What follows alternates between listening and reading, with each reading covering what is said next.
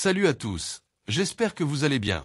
Aujourd'hui, on va parler d'un sujet au cœur de l'actualité ouest-africaine, les récentes tensions entre la Côte d'Ivoire et le Burkina Faso. En effet, lors d'un conseil des ministres en Côte d'Ivoire, le porte-parole du gouvernement, Amadou Coulibaly, a répondu à plusieurs questions brûlantes concernant des accusations burkinabais de tentatives de déstabilisation. Des questions qui soulèvent de nombreuses préoccupations quant aux relations entre ces deux pays historiquement liés. Alors, que se passe-t-il exactement entre Ouagadougou et Abidjan? C'est ce qu'on va voir ensemble. Récemment, les autorités burkinabès ont déclaré avoir déjoué une tentative de déstabilisation, impliquant, selon eux, un troisième groupe venant du territoire ivoirien. Interrogé à ce sujet, Amadou Coulibaly a confirmé que la Côte d'Ivoire avait été informée de ces allégations par le Burkina Faso.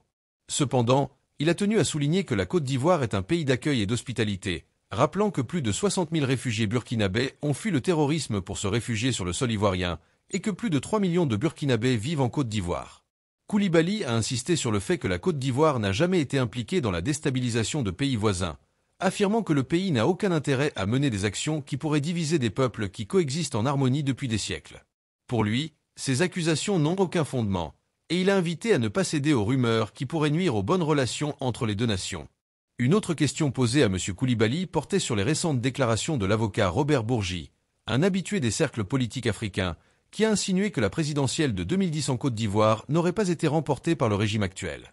Cette déclaration a fait l'effet d'une bombe dans le débat public. En réponse, le porte-parole du gouvernement a exprimé son étonnement que certains intellectuels puissent encore débattre de ce sujet, alors que les Ivoiriens appellent largement le président Ouattara à se représenter. Amadou Coulibaly a rappelé que le processus électoral de 2010 avait été certifié par des instances internationales, et que ses propos n'ont pour but que de promouvoir un livre publié par Bourgi. Il a ironiquement souhaité que ce livre devienne un best-seller, soulignant que les contradictions de l'auteur finiraient par être révélées grâce à la mémoire immense d'Internet.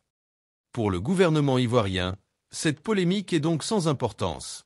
Un autre sujet important concerne le journaliste ivoirien Serge Mathurin, détenu au Niger. Ce dernier a récemment été inculpé, et le gouvernement ivoirien suit de près cette affaire. Amadou Coulibaly a exprimé son soulagement de savoir où se trouve désormais Mathurin, après une longue période de silence des autorités nigériennes.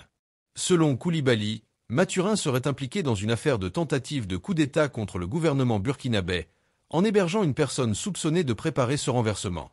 Pour la Côte d'Ivoire, cette clarification est un pas en avant, car jusqu'alors, l'emplacement de Mathurin restait flou. Le porte-parole a affirmé que le gouvernement continuerait de suivre de près cette affaire, en coopération avec les autorités nigériennes, afin de s'assurer que la justice soit rendue et que la vérité éclate. Un autre point soulevé concerne la présence présumée d'un groupe armé d'anciens démobilisés ivoiriens qui s'entraînerait à Bobo-Dioulasso, au Burkina Faso. Ces informations, diffusées par un confrère de la presse, ont soulevé des inquiétudes en Côte d'Ivoire. Interrogé à ce sujet, Amadou Coulibaly a affirmé que le gouvernement ivoirien n'avait aucune preuve de l'existence d'un tel groupe sur le territoire burkinabé. Il a rappelé que le rôle du gouvernement ivoirien est de protéger son territoire et ses populations, et que la diffusion de telles informations sans preuve peut provoquer des tensions inutiles entre les deux pays. En attendant que de nouvelles preuves soient présentées, le gouvernement ivoirien préfère rester prudent et ne pas s'engager dans des polémiques sans fondement.